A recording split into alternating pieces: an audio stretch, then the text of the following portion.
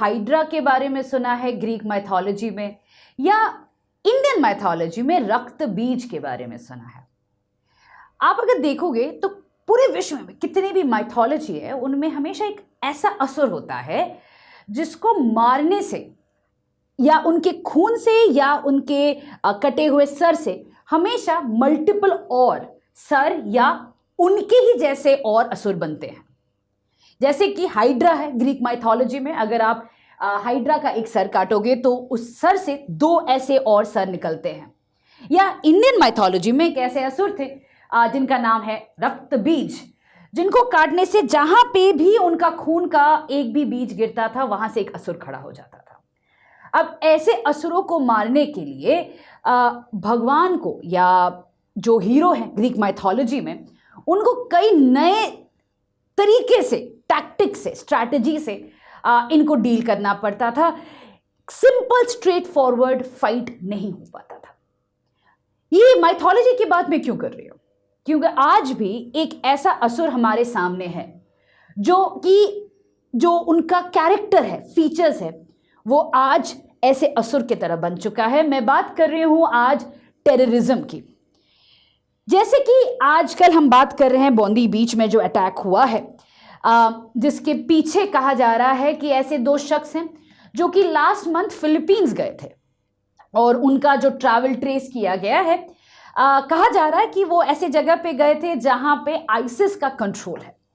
अब यहां से क्वेश्चन शुरू हो जाता है कि आइसिस फिलीपींस में कर क्या रहा है। यहां से ये भी आने मतलब your thought process should also trigger such questions कि आइसिस तो वेस्ट एशिया, इराक, सीरिया में था, उसको तो खत्म कर दिया गया था। वॉर तो यूएस कुर्द्स जीत चुके थे, तो कहां से ये आइसिस के लीडर्स आ रहे हैं? क्या इसका मतलब है कि आज भी आइसिस जिस तरीके से हमने देखा था 2013-15 में वैसा कि आज भी है? तो यहां पे इस क्वेश्चन का आंसर एक छोटे से कंसेप्ट में रखा हुआ है जो कि आजकल बड़ा डिस्कशन में है। The concept is dispersed terrorism. पहले के जमाने में जो ट्रेडिशनल टेरर आउटफिट्स हुआ करते थे वो आउटफिट्स एक्चुअली हायरार्किकल होते थे। वो आउटफिट्स एक्चुअली में देखा जाए तो एक लीडर होता था, एक नोन लीडर, जैसे कि ओसामा बिन लादेन हैं, अलकायदा में थे, उनका एक फेस रहता था, उनका एक लोकेशन, उनका हायरार्की, सेकंड इन कमांड, पूरा एक ऑर्गेनाइजेशनल स्ट्रक्चर था। हाँ, बात सही है कि उनका कोई स्टेट नहीं था, बट हेडक्वार्टर्स जरूर थे एंड मल्टीपल जगह पे हेडक्वार्टर्स थे, इसीलिए उनको नॉन स्टेट एक्टर कहा जाता है। जब 2001 के बाद यूएस ने global war on terror launch किया था तो अफगानिस्तान को ही टारगेट किया था, क्योंकि कहा जाता है कि रिपोर्ट्स आई थी कि ओसामा बिन लादेन अफगानिस्तान में थे। हेडक्वार्टर्स ऑल्दो अलकायदा के कई और देशों में थे, बट आज यही हेडक्वार्टर, यही ऑर्गेनाइजेशन, यही सो कॉल्ड कैलिफेट का सपना कुछ चेंज हो चुका है। आजकल डिस्पर्स टेररिज्म का जमाना है। ये डिस्पर्स टेररिज्म होता क्या है? ये बेसिकली होता है कि एक टेररिस्ट ऑर्गेनाइजेशन आज के दिन लोन वुल्फ या डिस्पर्स्ड सेल, रीजनल सेल से काम करती है।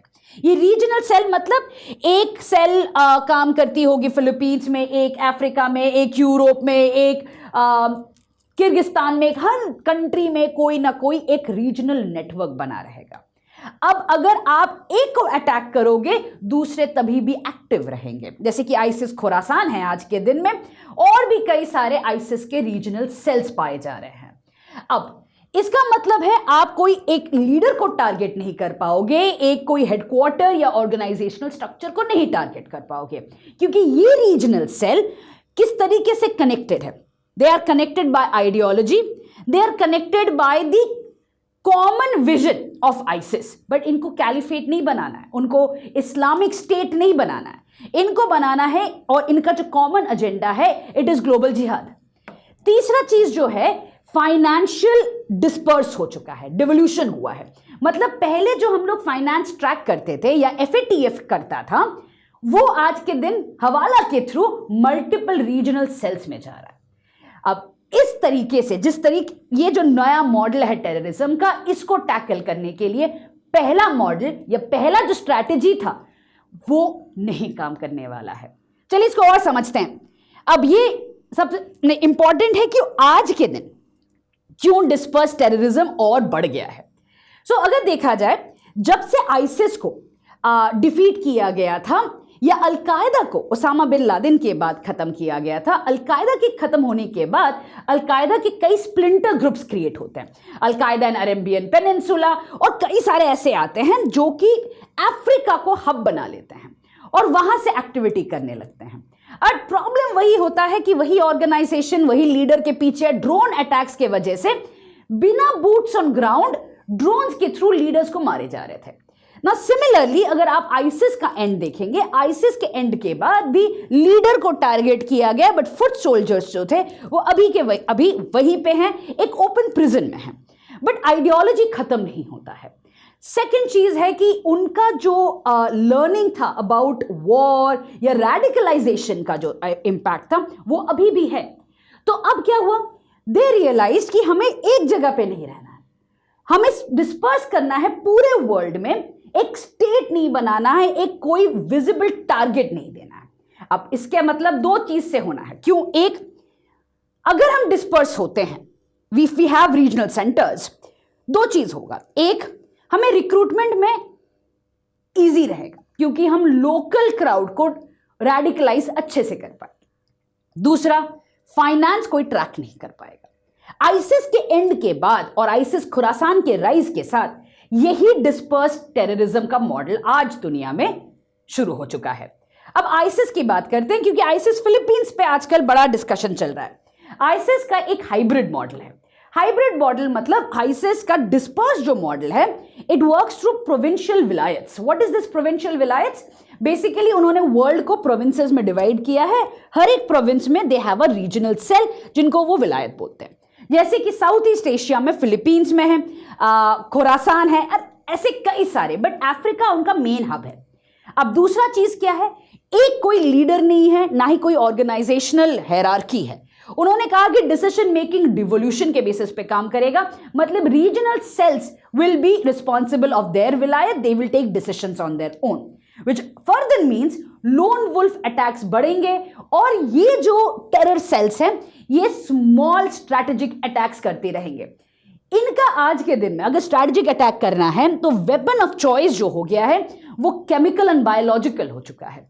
They are not looking at a large scale a bomb blast, or they are not looking at a large impact. They are thinking कि भाई अगर मुझे ऐसा अटैक करना है from the regional level तो मुझे यहाँ पे इस तरीके से करना है ताकि डर पूरे वर्ल्ड में रहो। तो इसीलिए they have moved towards chemical and biological weapons. The next thing is virtual recruitment. बहुत आसान हो चुका है, जितना सोशल मीडिया आज के दिन में है, Telegram, Discord, it is so easy to radicalize. इसीलिए their understanding or their dispersal is working much better than previously.